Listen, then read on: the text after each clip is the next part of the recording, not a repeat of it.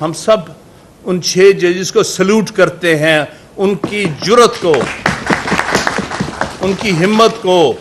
انہیں پہلی دفعہ ایک ہائی کورٹ، تقریباً مکمل ہائی کورٹ نے کھل کر یہ بات کہی ہے کہ ہمارے کام میں کھلم کھلا یہ انٹیلیجنس ایجنسیز اور اسٹیبلشمنٹ انٹرفیئر کر رہی ہے اپنے مقصد کے، اپنی مرضی کے فیصلے لینے کے لیے اور اپنی مرضی کے فیصلے جو ان کو ناپسند ہیں ان کو روکنے کے لیے۔ لہٰذا پہلی بات تو اس کی، لیکن اس کے ساتھ ساتھ میں سمجھتا ہوں کہ اسلام آباد ہائی کورٹ کے چیف جسٹس کا کردار بڑا سخت متنازع ہوا ہے اس خط کے ساتھ،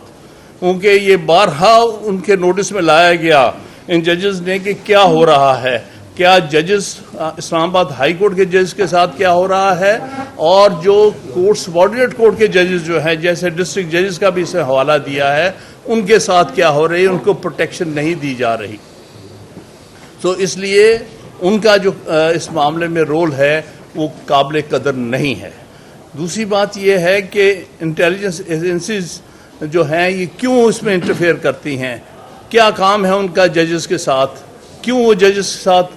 کانٹیکٹ میں آنے کی کوشش کرتی ہیں؟ اس کا مطلب ہے کہ مخصوص فیصلے لینے کی کوشش ہے اور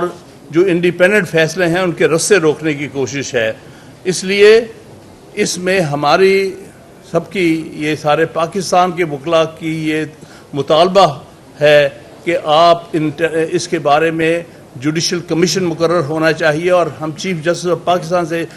توقع کرتے ہیں کہ آپ سٹنگ ججز آف سپریم کورٹ کا جوڈیشل کمیشن بنائیں گے اور وہ ان شکایات میں انکوائری کر کے اور سٹیپس لیے جائیں گے جس سے کہ پاکستان میں انڈیپینڈنس آف جوڈیشری، عدلیہ کی آزادی کے ساتھ جس طرح سے کھلواڑ کرنے کی کوشش ہو رہی ہے اس کو فی الفور روکا جائے، اور جو انٹیلیجنس ایجنسیز کے لوگ اس کام میں ملوث ہیں ان سب کو قرار واقعی سزا ملنی چاہیے۔ اور اس حوالے سے جو ہے ہم ایکسپیکٹ کرتے ہیں کہ چیف جسٹس آف پاکستان اپنا مناسب رول ادا کریں، کیونکہ اس خط سے ایک چیز بھی ظاہر ہو گئی ہے کہ یہ شکایات تقریباً 1 سال قبل یعنی مئی 2023 کو ان ججز نے اس وقت کے چیف جسٹس اور اس وقت کے سینئر اپیلنگ جج جو آج چیف جسٹس ہیں ان کے نوٹس میں لے کے آئے تھے،